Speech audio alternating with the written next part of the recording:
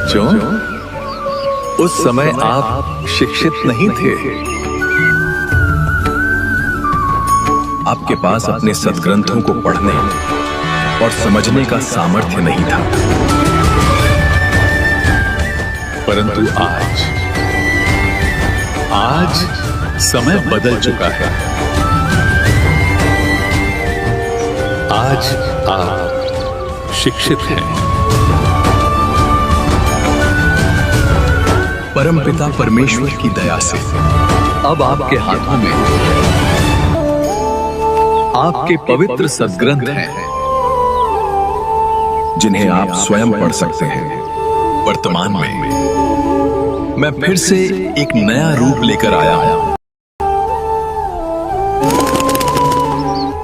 अब मत चूकना।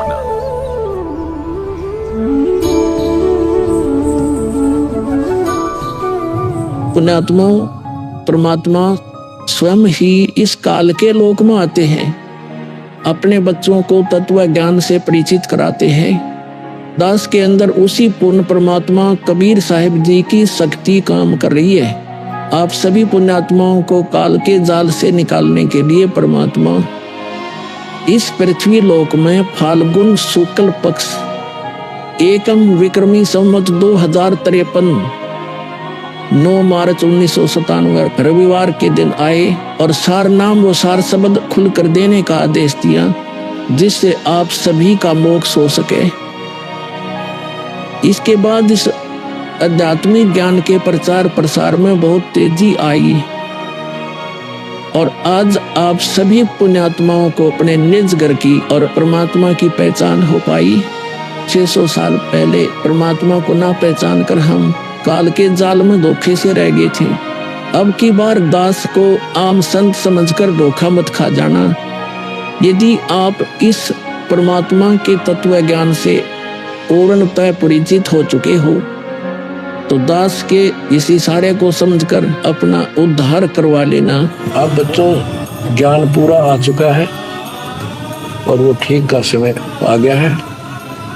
गुरु पूरा, ज्ञान पूरा, भगवान पूरा, सब ही नारी नर शुद्ध तक जब ठीक का दिन आवंत, कपट चातुरी छोड़ के शरण कबीर गहनत।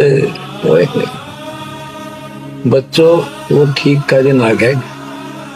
चारों तरफ डंका बोल गया दाता का। कहाँ उग्र कहाँ शूद्र हो, चाहे कोई नकम्मा डाकू लटेरा है, चाहे कोई छोटी जाति समझते हो आप, वो हरे सबकी भाव पीर परमात्मा वो संत जो मेरा भेजा होगा, भेजा हुआ आएगा, वो सबके दुख दूर करेगा। हरे सबकी भाव पीर सो समान समदृष्टि है समृत संत कबीर। वो एक समान समदृष्टि का है, सबको एक दृष्टि से एक समान प्यार देगा, सबको एक जैसा व्यवहार देगा, एक जैसा सच्चा नाम सतनाम सार शब्द देगा। वो समर्थ संत कबीर ही होगा। बोलो बंदी छोड़ कबीर साहब की जय हो।